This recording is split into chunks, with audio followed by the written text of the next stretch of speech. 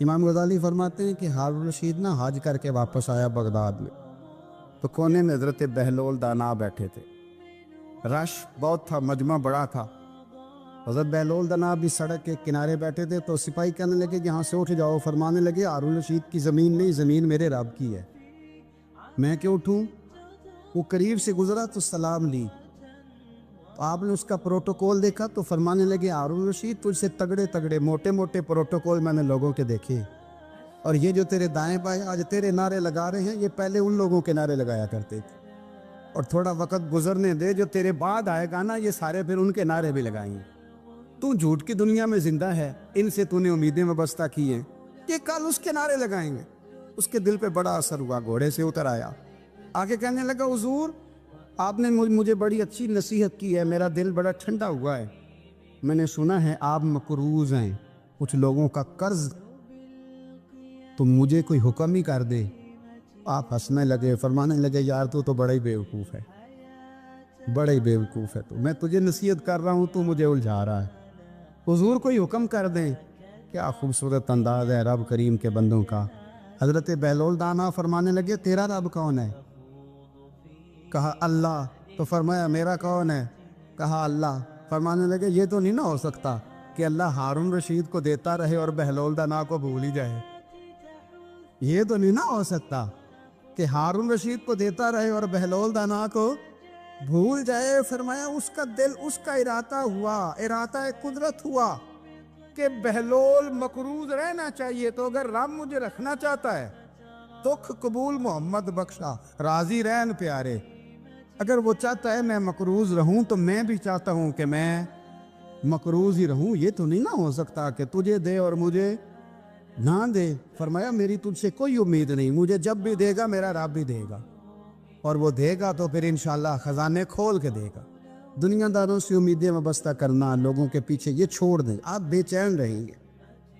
حضرت بہلول دانا رحمۃ اللہ علیہ سے بھی ایک شخص کی ملاقات ہوئی، تو بعض بندے ہوتے ہیں نا انہیں دو چار پہیلیاں یاد کر لی ہوتی ہیں، دو تین کہانیاں، وہ کہتے ہیں جی میرے کسی مولوی نے سوال دا جواب نہیں دیتا، منا گا دیتا ہوں جی کوئی مولوی میرے بھی سوال دا جواب، تو چونکہ آپ کا ارادہ ہی نہیں ہے سوال کا جواب لینے کا، آپ نے پہلے فیصلہ کر لیا ہے کہ میں نے سوال ہی ایسا کرنا ہے جس کا کوئی جواب، ہم لوگ پتہ کیا کرتے، بے معنی سوال۔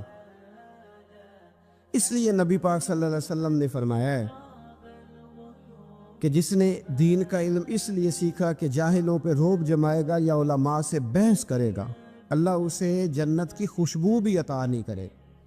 بحث کرنے کے لیے علم نہ سیکھیں، عمل کرنے کے لیے علم سیکھیں، اور عمل کا رستہ اپنے لیے آسان کرنے کی کوشش کریں، عمل کا رستہ۔ وہ اسی طرح کا ایک بندہ تھا، وہ کہتا تھا جی میرے سوال کا جواب کبھی نہیں کسی نے دیا۔ اس کی ملاقات ایک درویش سے ہو گئی، حضرت بہلول دانا سے، فرمانے لگے پوچھو بھئی کیا سوال ہے؟ کہنے لگا بابا میرے 3 سوال ہیں، ایک تو یہ بتائے کہ اگر رب ہے تو وہ نظر کیوں نہیں آتا، اور دوسری میرا سوال یہ ہے کہ اگر جو کراتا ہے شیطان کراتا ہے تو انسان کو سزا کس بات کی،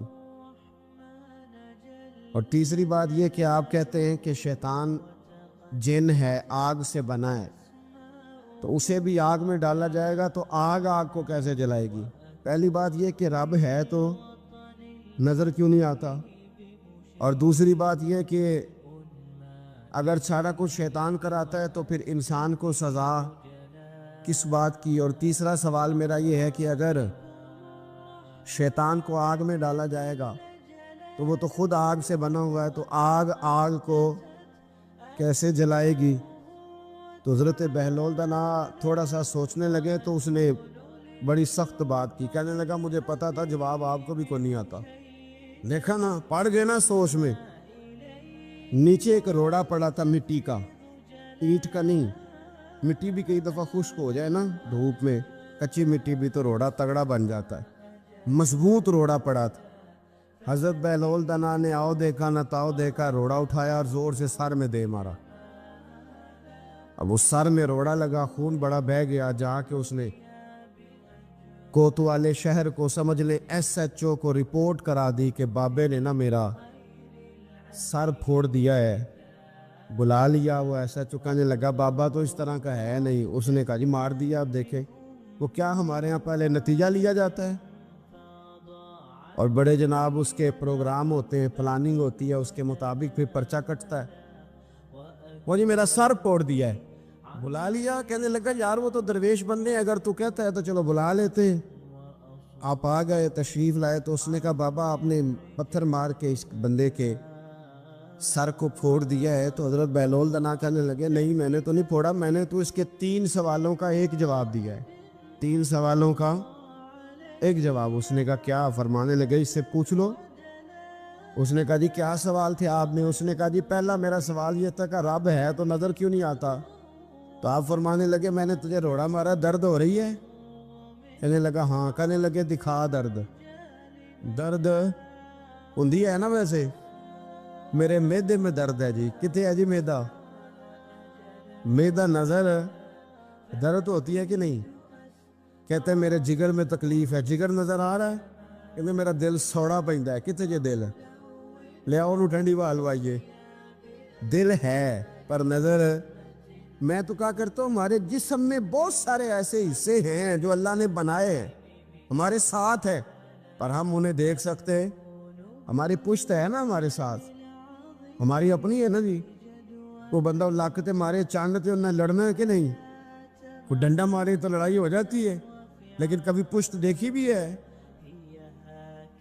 तो हजरत बहलोल दना कहने लगे कि अगर दर्द है तो फिर, वो कहने लगा जी वो दिखाई तो नहीं ना जा सकती पर है तो सही ना।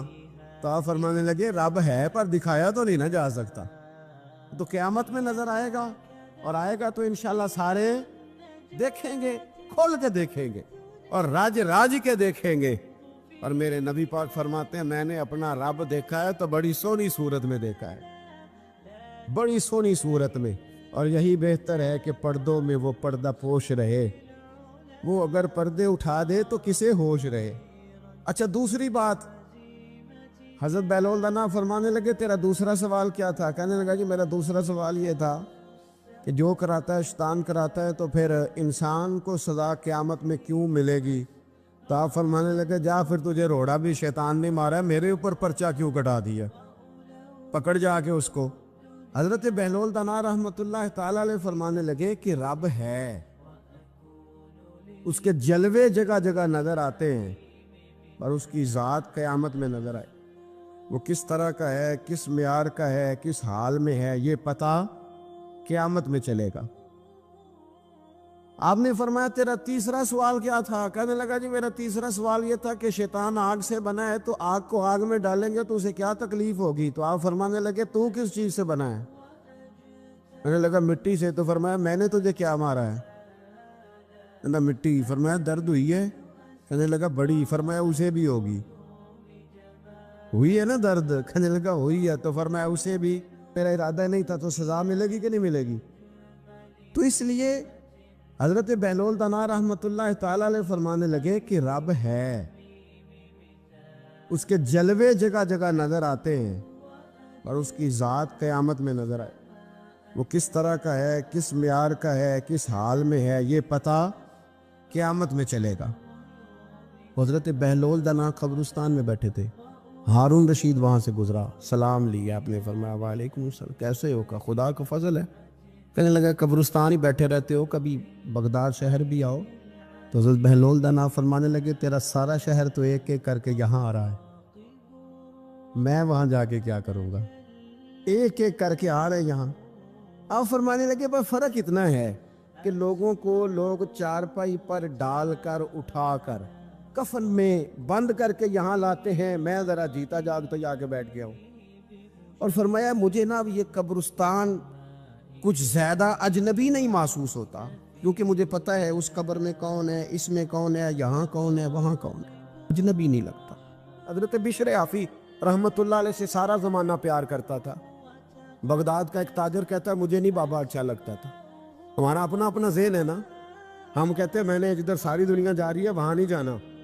कहते हैं कि वो बाबा मुझे नहीं अच्छा लगता था, हालांकि सारा बगदाद इज्जत करता। क्यों नहीं अच्छा लगता था? कहते इसलिए कि बाबा ना सिर्फ फ़र्ज मस्जिद में पढ़ता था, बाकी नमाज घर जात। तो मैं कहता था इतना वली है तो बाकी भी मस्जिद में पढ़े। کہتے ایک دن میں نے کہا جاسوسی کرنی ہے اس کی، جو کہ اسلام میں منع ہے۔ کہتے حضرت بشر حافی رحمۃ اللہ علیہ نے جمعے کے فرض پڑھے، فرض پڑھ کے نکل گئے دوڑ کے۔ فرماتے میں پیچھے ہو گیا، میں نے کہا آج میں نے سنتیں چھوڑ دی ہیں پر اس کا پتہ کرنا ہے، سنت نفل بعد میں پڑھوں گا۔ کہتے ہیں حضرت بشر حافی جلدی سے نا کہ کباب والی دکان پہ گئے، وہاں سے کباب خریدے، اور میں نے کہا بوڑھے کی عمر دیکھو اور اس کے ذائقے دیکھو، اس عمر میں بھی کباب کھائے گا، اوئے ہوئے مولوی کو روٹی نے ستایا تھا، اس لیے سنت اور نفل چھوڑ آیا ہے۔ کہتے تھوڑا سا وہ آگے بڑھے تو نان بھائی کی دکان سے نا نان خریدے، میں نے کہا دیکھو یار، دیکھو اس کے ذائقے، گرم نان کھائے گا، بہت سارے لوگ بغداد میں رات کی روٹی کھاتے پر یہ گرم کھاتا ہے۔ کہتے ہیں حضرت وہ نان اور کباب لے کے نا جنگل کی طرف مڑے تو میرے دل میں خیال آیا یار بڑا ہی اس آدمی کا عجیب ذہن ہے، یہ اب سبزے پہ بیٹھ کے یہاں موج کرے گا، کھائے پیے گا، اور سنت نفل چھوڑ دی، اللہ ہزاروں مرید ہیں۔